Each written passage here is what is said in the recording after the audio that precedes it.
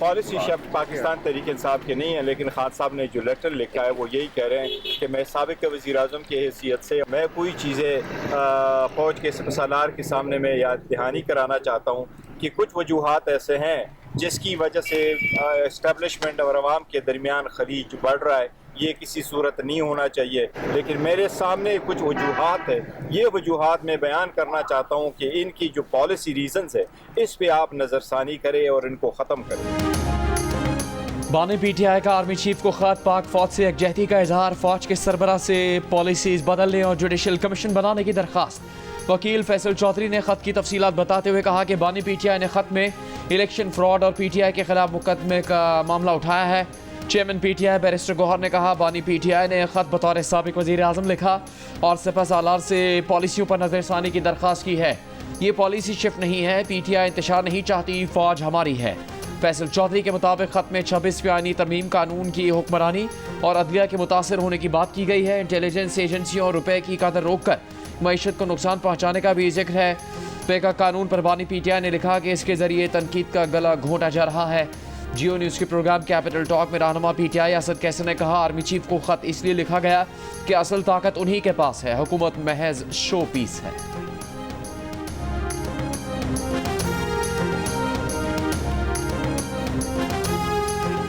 अलीमा खान ने कहा है कि बानी पीटीआई कहते आए हैं कि पाक फौज पाकिस्तान की रीढ़ की हड्डी है, फौज ने हमारी हिफाजत करनी है, हमें अपनी फौज को मजबूत देखना है। अदियाला जेल के बाहर मीडिया से गुफ्तगू में अलीमा खान ने कहा कि बानी पीटीआई ने आर्मी चीफ को खत लिखा है जिसमें एस्टेब्लिशमेंट से अपनी पॉलिसीज पर नजरसानी का कहा गया है।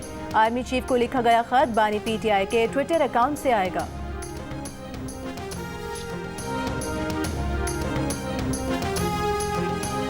ये सियासत का वक्त नहीं है, हम सियासत कर लेंगे, लेकिन आज कौम के ऊपर जो एक बड़ा चैलेंज है उसको हम सब इत्तेफाक के साथ उसका मुकाबला कर लें, मुल्क में अमन कायम कर लें, तो फिर सियासत भी होगी और फिर इंशाअल्लाह सियासी मैदान सजेंगे। इस वक्त पूरी तवानाई के साथ और खलूस के साथ हमें अपनी तमाम तवानाइयाँ मुजतमे करके इन दहशतगर्दों का मुकाबला करना है। बदकिस्मती ये है कि माजी की फाश बाज़ गलतियों की बना पर आज हमारे बहादुर नौजवान कौम के सपूत उनको अपना दोबारा खून देकर उन गलतियों का अजाला कर रहे हैं। वज़ीर आज़म शहबाज शरीफ की कोयटा आमद, खल्लात में ज़ख्मी सिक्योरिटी फोर्सेस के जवानों की अयादत, अमन अमान से मुताल्लिक़ इजलास में शिरकत। कहा, हमारे सबूत माजी की गलतियों का खून का नजराना पेश करके अजाला कर रहे हैं। ये सियासत का नहीं, कौम को दरपेश दहशत गर्दी के चैलेंज का मुकाबला करने का वक्त है। अपनी तमाम तवानाइयाँ जमा करके दहशत गर्दों का मुकाबला करना है। CMH में ज़ख्मी एहलकारों से गुफ्तगू में वज़ीर आज़म ने कहा कि बलूचिस्तान में दहशत और शर की फजा फैलाने वाले अनासिर बलूचिस्तान की तरक्की के दुश्मन हैं। सिक्योरिटी फोर्सेस बलूचिस्तान के आवाम के तहफ़्फ़ुज़ के लिए, शरपसंद अनासिर के सदेबात के लिए मसरूफ़ अमन है।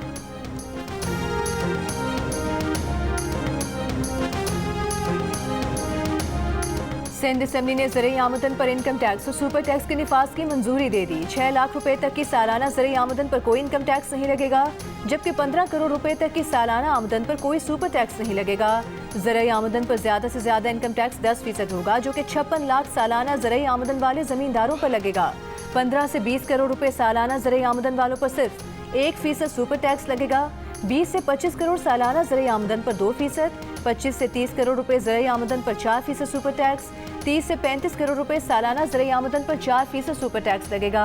35 से 40 करोड़ रुपए ज़रूरी आमदन पर 6% सुपर टैक्स, 40 से 50 करोड़ की ज़रूरी आमदन पर 8% सुपर टैक्स आयद करने की मंजूरी, 50 करोड़ रुपए और ज़ायद ज़रूरी आमदन पर 10% सुपर टैक्स लगाने की मंजूरी दी गई।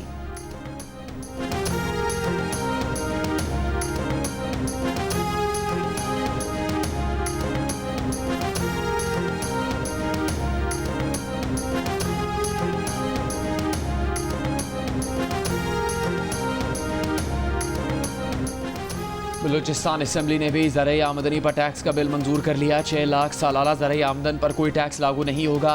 बिल के मुताबिक 6 से 12 लाख सालाना आमदन पर 15%, 12 से 16 लाख सालाना आमदन पर 90,000 फिक्स टैक्स नाफिज होगा।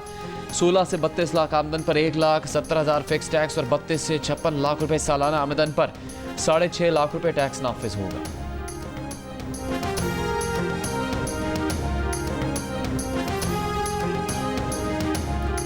चीफ जस्टिस याहिया अफरीदी ने कहा है ट्रांसफर और सीनियरिटी के इशू को अलग अलग देखें। वो ट्रांसफर की तजवीज़ से मुत्तफिक हैं। Islamabad high court act section 3 तमाम विफाकी इकाइयों की नुमाइंदगी मुसावी होने का कहता है। इस्लामाबाद हाई कोर्ट पाकिस्तान की यगानगत की जगह है। आइन का आर्टिकल 200 इसकी इजाज़त देता है और ये अच्छा इकदाम है। 3 जजेस की इस्लामाबाद ट्रांसफर पर जजेस की हौसला अफजाई की जाए। सीनियरिटी का मामला हमारे पास ही आएगा तो जवाब मिल जाएगा। अभी इस बारे में कोई तासुर कायम न करें। प्रेस एसोसिएशन की हलबर्दारी तकरीब में गुफ्तगू में कहा कि चीफ जस्टिस को आइन ने जो इख्तियार दिया है उस पर उन्हें किसी से पूछने की ज़रूरत नहीं है।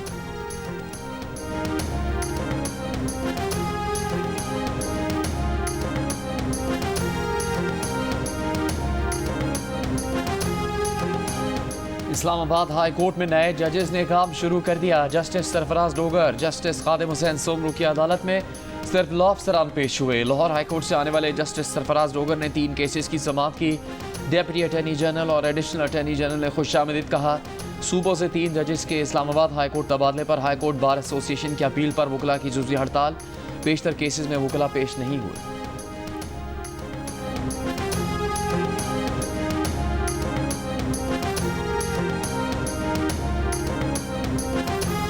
लाहौर हाई कोर्ट बार ने जजेस के तबादले का नोटिफिकेशन मुस्तरद कर दिया। बार के उहदेदारान ने कहा जज साहिबान ने इस मसले पर स्टैंड न लिया तो उनकी वक़्त ख़त्म हो जाएगी। Vice chairman Punjab bar council Irfan Tarar और chairman executive committee Farooq Dogar ने तबादले की तारीफ की। कहा दूसरे सूबों से इस्लामाबाद हाई कोर्ट तबादला विफाकी किरदार की बहाली की जानिब अहम कदम है। Sindh high court bar association Hyderabad ने भी जजों के तबादले के इकदाम को आईनी करार देते हुए सराहा। कराची बार एसोसिएशन ने कहा कि जजेस ट्रांसफर का इकदाम कबूल नहीं किया जाएगा। अदलिया की आज़ादी पर शब खून मारा गया है।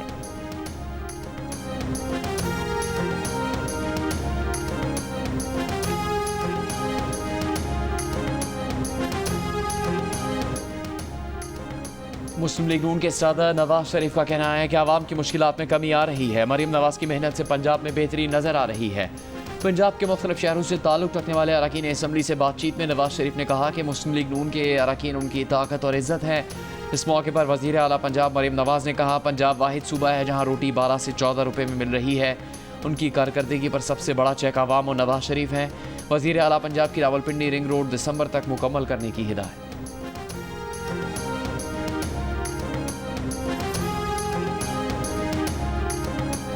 वज़ीर आज़म शहबाज शरीफ की स्पीकर कौमी असम्बली के घर आमद की अंदरूनी कहानी सामने आ गई। मुलाकात में पीपल्स पार्टी नून लीग के दरमियान तलखियां कम करने पर गुफ्तगू। शाज़िया मरी ने नहरों का मामला उठाया। खुर्शीद शाह और एजाज चखरानी ने पावर शेयरिंग फार्मूले पर अमल दरामद पर जोर दिया। शहबाज शरीफ ने कहा कि पीपल्स पार्टी को साथ लेकर चलना हमारी तरजीहात में शामिल है। छोटे छोटे सियासी मामलात हल कर लेंगे। पीपल्स पार्टी वफ़द से शहबाज शरीफ ने कहा कि अगर मसाइल हल ना हुए तो याद सादिक हमसे ज़्यादा आपके दोस्त हैं, ये हल करवा देंगे।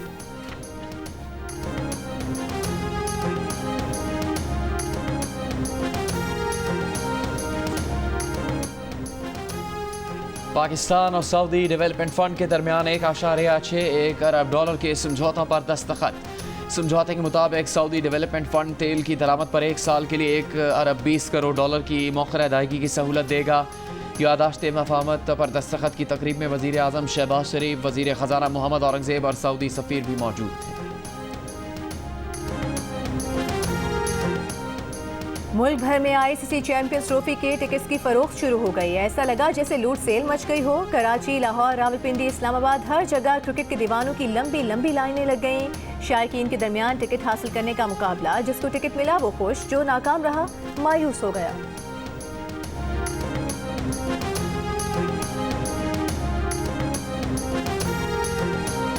क्रिकेट के दीवानों हो जाओ तैयार। पाकिस्तान की मेज़बानी में शुरू होने वाला आईसीसी चैंपियंस ट्रॉफी टूर्नामेंट। एक ट्रॉफी और मद्दे मुकाबिल होंगी दुनिया की 8 बेहतरीन टीमें।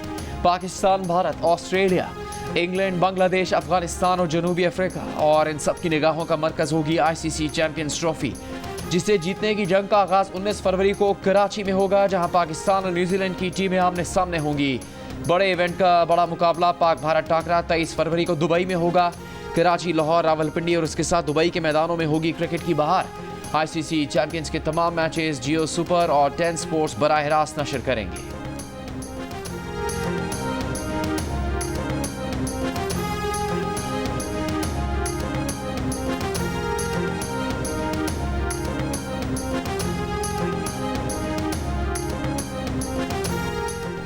क्रिकेट का बड़ा टूर्नामेंट और माहिरीन का सबसे बड़ा पैनल, जिसमें होंगे साबिक कप्तान राशिद लतीफ, फास्ट बॉलर मोहम्मद आमिर, जारी मिजाज बैटर अहमद शहजाद और क्रिकेट के सिकंदर बख्त। जियो सुपर और जियो न्यूज़ पर एक साथ चैंपियंस ट्रॉफी टूर्नामेंट के दौरान होगी क्रिकेट के साथ साथ जुमलों की भरमार। अच्छे खेल पर तारीफ भी होगी, खराब खेल पर तनकीद भी होगी। तो ICC चैंपियंस ट्रॉफी के साथ देखिए माहिरीन की राय और मुबस्सरीन के तबसरे जियो सुपर और जियो न्यूज़ पर साथ साथ।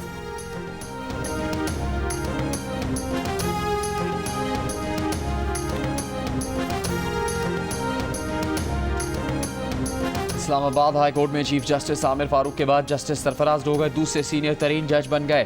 जस्टिस मोहसिन अख्तर खयानी तीसरे, जस्टिस मियां गुल हसन औरंगजेब चौथे और justice Tariq Mahmood Jahangiri seniority list में 5वें नंबर पर चले गए।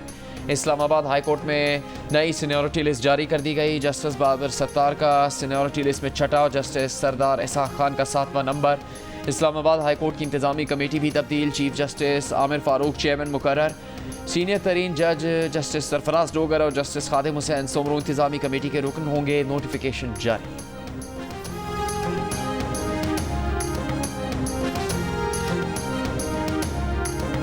वज़ीर दिफा ख्वाजा आसिफ ने कहा है कि अफगानिस्तान में मौजूद अमरीकी असलहा पाकिस्तान के अंदर दहशतगर्दी की कार्रवाइयों में इस्तेमाल हो रहा है।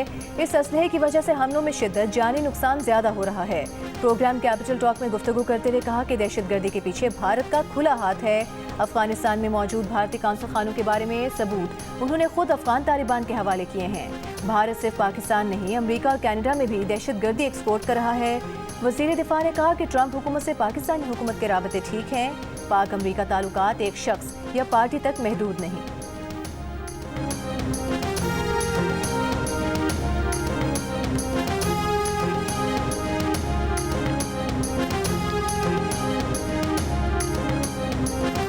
वज़ीर आला KP अली अमीन गंडापुर ने कहा है कि अफगानिस्तान की वजह से खैबर पख्तूनख्वा मुतासिर हो रहा है। वफाकी हुकूमत को एतमाद में लेकर अफगानिस्तान जाएंगे। वफाकी हुकूमत की मशावरत से ही तमाम अमल सर अंजाम दिया जाएगा। वफाकी हुकूमत मैंडेट चोरी करके बैठी हुई है, मजबूरन सरकारी मामलात में इनसे रुजू करना पड़ता है। पेशावर में सहाफ़ियों से गुफ्तगू में कहा कि सूबे में अपनी ट्रांसमिशन लाइन शुरू कर दी है, 600 मेगावाट बिजली देंगे। ये भी कहा कि बानी PTI का उन पर एतमाद है, तो बतौर वज़ीर आला यहाँ बैठे हैं।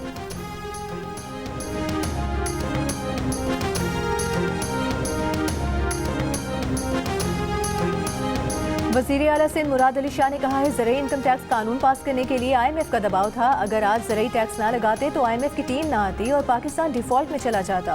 विफाक ने हमें बंद गली में ला खड़ा कर दिया है। अगर आपको लगता है इसमें उजरत हुई है तो तरामीम ले आए। MQM के अली खुर्शीदी ने कहा कि MQM इस कानून में तरामीम लाएगी। हमारा मौक़िफ़ है कि आमदन टैक्स नेट में होनी चाहिए। अपोजिशन की तजावीज़ शामिल की जाती तो बिल और अच्छा हो जाता।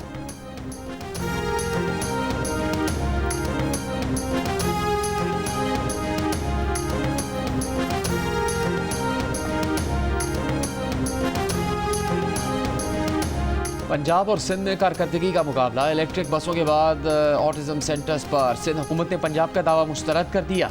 तर्जुमान सिंध हुकूमत समत अफजाल और सीनियर वज़ीर शर्जील मेमन ने कहा कि लाहौर का ऑटिज़म सेंटर मुल्क का पहला सरकारी ऑटिज़म सेंटर नहीं, पहला सरकारी ऑटिज़म सेंटर सिंध में 2018 में कायम हुआ था। पंजाब हुकूमत अपने कामों की तशहीर करे लेकिन हक़ाइक़ दुरुस्त पेश करे। वज़ीर इत्तलात पंजाब आज़मा बुखारी ने कहा बाकी हुकूमतों के तर्जुमानों का काम सिर्फ पंजाब के मनसूबों में बेतुके कीड़े निकालना रह गया है। कुछ दिन पहले शर्जील मेमन ने मुल्क में पहले इलेक्ट्रिक बसें लाने के मरीम नवाज के बयान को रद्द करके कहा था कि सिंध में इलेक्ट्रिक बसें 2023 से चल रही हैं।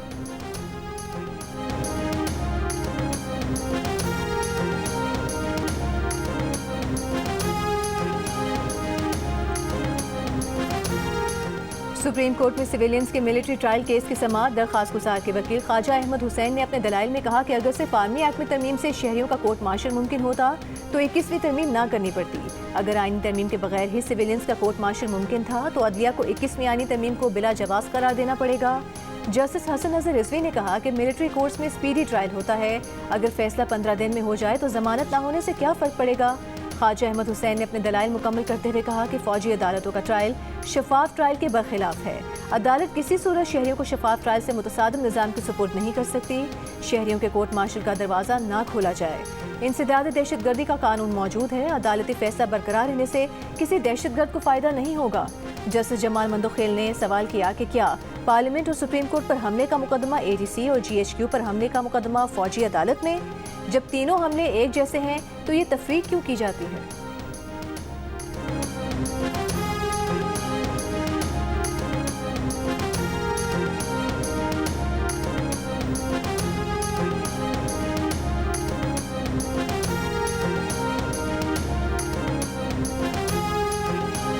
वज़ीर आज़म शहबाज शरीफ का जनवरी में महंगाई 9 साल की कम तरीन सतह पर रिकॉर्ड होने का खैर मकदम। कहा 2024 के शुरू में महंगाई तकरीबन 29% थी जो दिसंबर में 4% हुई। जनवरी 2025 में महंगाई की शरह कम होकर 2.5% से कम हो चुकी है।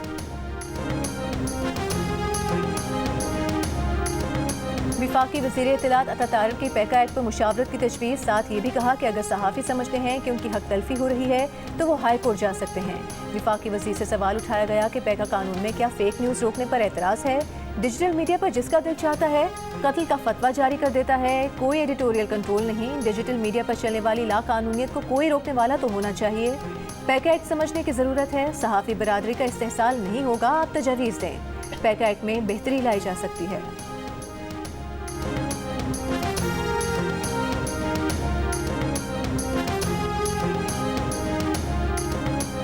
JUIFA के अमीर मौलाना फजलुर रहमान ने कहा है कि पैका कानून एक तरफा है। सहाफ़ियों से मशावरत की जानी चाहिए थी। सदर मुमलिकत ने यकीन दिलाया था कि मोहसिन नफीस से मशावरत करेंगे, लेकिन लगता है ऐसा दबाव आया है कि सदर ने जल्द ही दस्तखत कर दिए। इस्लामाबाद में पार्लिमानी रिपोर्टर्स एसोसिएशन के दफ्तर आमद पर सहाफ़ियों से इजहार एकजहती किया। गुफ्तगू में सवाल उठाया कि मनी लॉन्ड्रिंग का कौन सा पैसा है जो दीनी मदारिस पर खर्च हुआ है। मदारिस में इम्तिहान हो रहे हैं। 18,000 डमी मदारिस का ढंडोरा पीटा गया।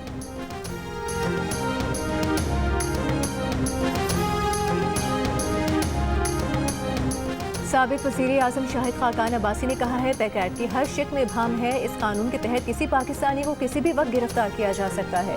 बदकिस्मती की बात है वज़ीर आज़म की पार्टी नून लीग और सदर मुमलिकत की पार्टी PP इसमें मुलविस हैं। अवाम की बात सुने और इस काले कानून को ख़त्म करें। साबिक चेयरमैन सेनेट रज़ा रब्बानी का कहना है कि वफाकी हुकूमत सियासी महासाराई कम करने के लिए फौरी इक़दाम करे। मीडिया नुमाइंदों को पैका तरमीम पर मुज़ाकरात के लिए मदऊ करना चाहिए।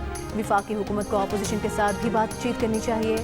खैबर पख्तूनख्वा के मुशीर इत्तलात बैरिस्टर सैफ का कहना है कि पैका एक्ट और 26वीं तरमीम 8 फरवरी के इलेक्शन पर डाले गए डाके के तहफ़्फ़ुज़ की कोशिश है। जाली हुकूमत नामुकम्मल पार्लियामेंट से काले कवानीन पास कर रही है। पैका एक्ट और 26वीं तरमीम जाली हुक्मरानों के गले पड़ेंगे।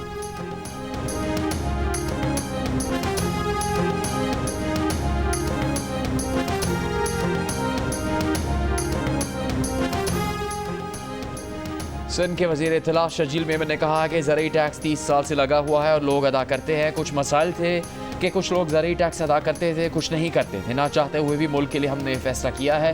सिंध असम्बली में खिताब करते हुए कहा कि वफाकी हुकूमत ने सूबों की मशावरत के बगैर IMF को यकीन दहानी करवाई। बाकी सूबे मंजूर कर चुके। IMF का कर्जा एक सूबे की वजह से नहीं रुकना चाहिए, इसलिए ना चाहते हुए भी ज़रूरी टैक्स का बिल मंजूर कर रहे हैं।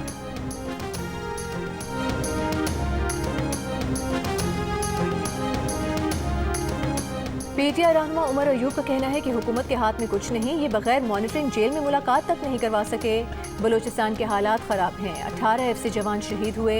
शहबाज शरीफ में हिम्मत नहीं है कि वो कौमी असम्बली में तकरीर करें।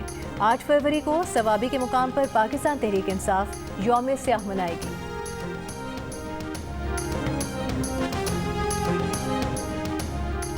पुरम में क़याम अमन के लिए पेशावर में जरगा। फ़रीक़ैन का सड़कें खोलने और जरगे की मज़ीद नशिस्तें करने पर इत्तेफाक। एक दूसरे के साथ मुकम्मल ताउन की यकीन दहानी। जरगा अरकान ने मीडिया को बताया कि सड़कें खोलने का मामला इंतहाई अहम है। असलहा और बंकर्स की मसमारी से मुताल्लिक भी आज बातचीत हुई। अमन मुआहदे के तहत अब तक 26 बंकर गिराए जा चुके हैं। खाने पीने की अशिया और दीगर सामान लेकर 130 गाड़ियों का काफिला पुरम पहुँच गया।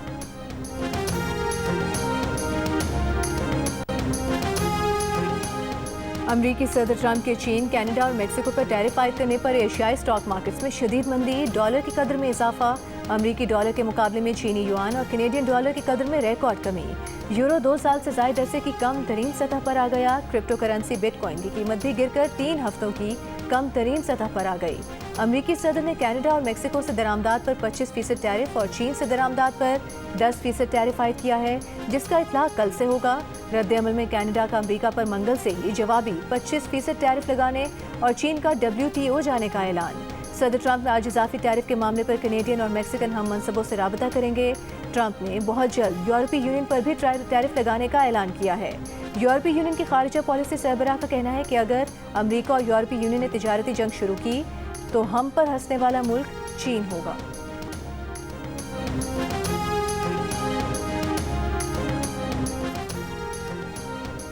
अमरीकी सदर ट्रंप ने कनाडा को एक बार फिर अमरीका की 51वीं रियासत बनाने की ख्वाहिश जाहिर कर दी। कहा इस सूरत में कनाडा के पास बेहतर फौजी तहफ़्फ़ुज़ होगा और इस पर कोई टैरिफ भी नहीं होगा। ट्रंप ने कहा कि मैं कनाडा से किसी भी चीज़ की ज़रूरत नहीं है, हमें क्यों कनाडा को सब्सिडी देने के लिए सैकड़ों अरब डॉलर अदा करते हैं। अमरीका अब अक्लमंदी के साथ चलाया जा रहा है।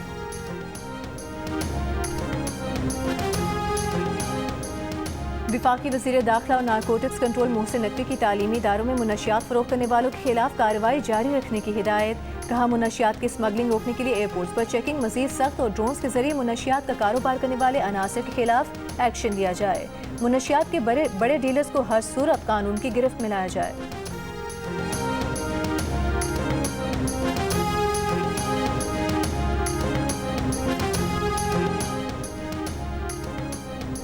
वज़ीर आला बलूचिस्तान सरफराज बुगटी का कहना है कि खिलात वाक़े में मुलविस अनासर को कैफरे किरदार तक पहुँचाया जाएगा।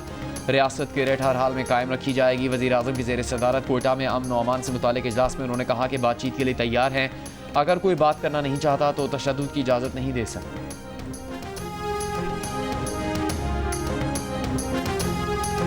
कराची की बंदरगाहों की अरबों रुपए की जमीनों पर कब्जे। KPT के 1448 और पोर्ट कासिम के 30 एकड़ पर तजावुजात हैं।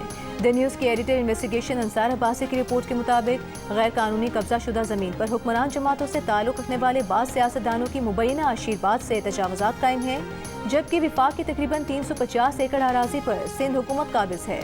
वज़ारत दिफा के ज़राए ने वज़ीर आज़म को तफसीलात से आगाह भी कर दिया।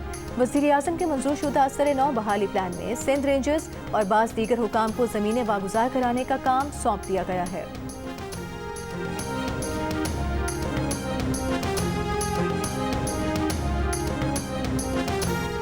वज़ीर बल्दियात सिंध सईद गनी ने बंदरगाहों की ज़मीन पर कब्जे की वज़ारत पोर्ट एंड शिपिंग की रिपोर्ट को मज़ाक़ खेज़ करार दे दिया। जियो न्यूज़ से गुफ्तगू में कहा कि जिन आबादियों का तस्करा है वो दहाइयों पुरानी है, वहाँ लाखों लोग आबाद है। सुप्रीम कोर्ट में कराची की ज़मीनों पर कब्ज़ों से मुताल्लिक़ केसेस के दौरान कराची पोर्ट ट्रस्ट कहाँ था। कराची बंदरगाह से मुत्तसिल इलाकों से मुंतखब रुकने कौमी असम्बली और कायमा कमेटी बराए ports and shipping Abdul Qadir Patel ने जियो न्यूज़ से बात करते हुए कहा कि हुकूमत सिंध ने आबादियों को कानून के मुताबिक लीज़ दी है। कराची पोर्ट ट्रस्ट बताए कि उसके पास इनकी ज़मीनों की सरकारी अलॉटमेंट या नक्शा है।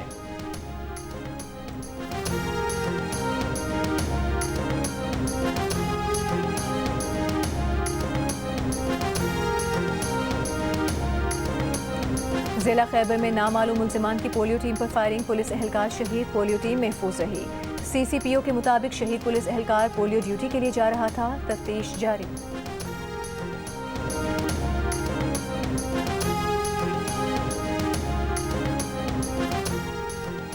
मुल्क के मुख्तलिफ हिस्सों में इंसदाद पोलियो मुहिम जारी। गुज़श्ता साल मुल्क में पोलियो के 73 केस रिपोर्ट हुए थे, जिनमें सिंध और खैबर पख्तूनख्वा में 22, बलूचिस्तान में 27 और पंजाब में 1 केस रिपोर्ट हुआ था। रवां साल खैबर पख्तूनख्वा में पोलियो का 1 केस रिपोर्ट हो चुका है।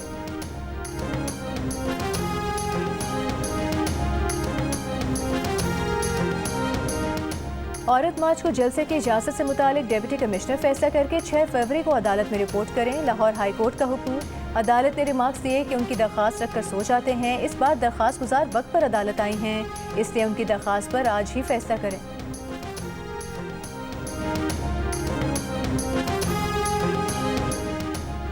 अमीर जमात इस्लामी हाफिज नईमुर रहमान ने कहा कि मकबूजा कश्मीर में कश्मीरियों पर जुल्म हो रहा है और आवाज़ भी दबाई जा रही है। कौमी कश्मीर कॉन्फ्रेंस से खिताब में कहा कश्मीरियों की अखलाकी और सियासी हिमायत कहकर जान नहीं छुड़ाई जाती। इसराइली फौज की 15 माह से जायद की बमबारी से गजा में 61,000 से जायद फलस्तीनी शहीद हुए। गजा हुकाम की रिपोर्ट, जंगबंदी के बाद इमारतों के मलबे से हजारों शोधा की लाशें बरामद। मजीद 14,000 से जायद लाशें अब भी मलबे तले दबे होने का इम्कान।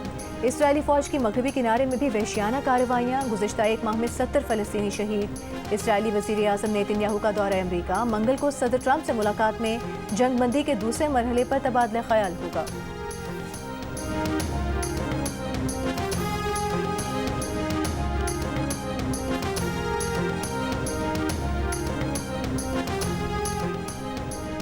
चैंपियंस ट्रॉफी की बहावलपुर के एडन स्टेडियम में नुमाइश। शायकीन क्रिकेट ने ट्रॉफी के साथ सेल्फियां और ग्रुप फोटो भी बनवाए। तारीख में पहली बार बहावलपुर में ICC ट्रॉफी की नुमाइश पर शहरियों का खुशी का इजहार। नौजवानों का ढोल किताब पर रक्स। ICC चैंपियंस ट्रॉफी का आगाज़ 19 फरवरी से होगा। पहला मैच पाकिस्तान और न्यूजीलैंड के दरमियान खेला जाए।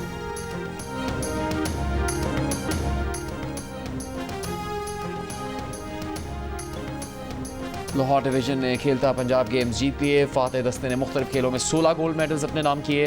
फैसलाबाद 12 गोल्ड मेडल्स के साथ दूसरे और गुजरांवाला सोने के 11 तमगों के साथ तीसरे नंबर पर रहा।